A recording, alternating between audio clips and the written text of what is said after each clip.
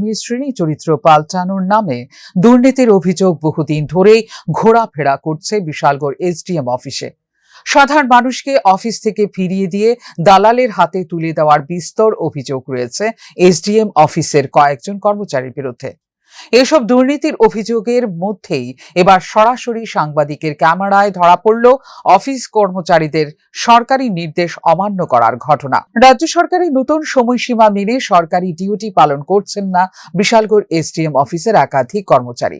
প্রসঙ্গত, জ্বালানি সংকট মোচন করতে সম্প্রতি রাজ্য সরকার সিদ্ধান্ত নিয়ে সমস্ত অফিসের সরকারি কর্মচারীদের রবিবারের পাশাপাশি শনিবারেও ছুটি ঘোষণা করেছে।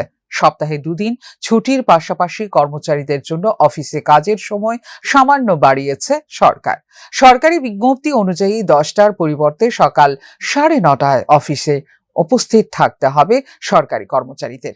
অফিস শেষ করার সময় হবে 5টার পরিবর্তে 6টা।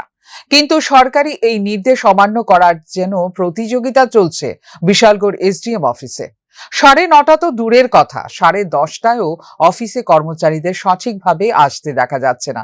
অফিসে গুরুত্বপূর্ণ কাজে গিয়ে বিভিন্ন বিভাগে খালি চেয়ার দেখতে পাচ্ছেন সাধারণ মানুষ। গত 1 সপ্তাহ যাবৎ এই অভিযোগের পর এবার এই অভিযোগের সত্যতা উঠে আসলো সাংবাদিকদের ক্যামেরায়। 10টার মধ্যে এসডিএম সাহেবা অফিসে চলে আসলেও অধিকাংশ বিভাগে কর্মচারী দেখা মেলেনি। এই প্রসঙ্গে এসডিএম কে প্রশ্ন করলে তিনি সরকারি নির্দেশ অমান্যকারী কর্মচারীদের শোকজ করে ব্যবস্থা গ্রহণের আশ্বাস দিয়েছেন।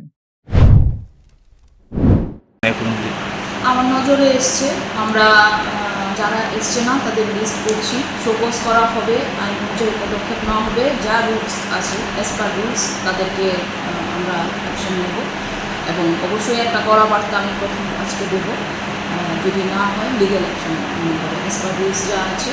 যারা এমপ্লয়িরা গভর্নমেন্টের এই ইনস্ট্রাকশন ফলো করছে না, যেটা আমাদের নতুন নিয়ম চালু হয়েছে 9:30 থেকে অফিস, তো যারা এটা ফলো করবে না তাদের এগেনস্টে অ্যাজ পার রুলস আমরা অ্যাকশন নেব।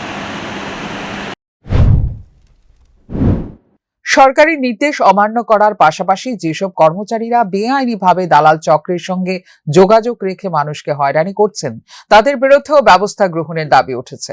এসডিএম এই সমস্ত কর্মচারীদের চিহ্নিত করে আদৌ কোনো শাস্তির ব্যবস্থা করবেন কিনা তা দেখার অপেক্ষায় রয়েছেন সাধারণ মানুষ। ফিউরো রিপোর্ট, নিউজ নাও।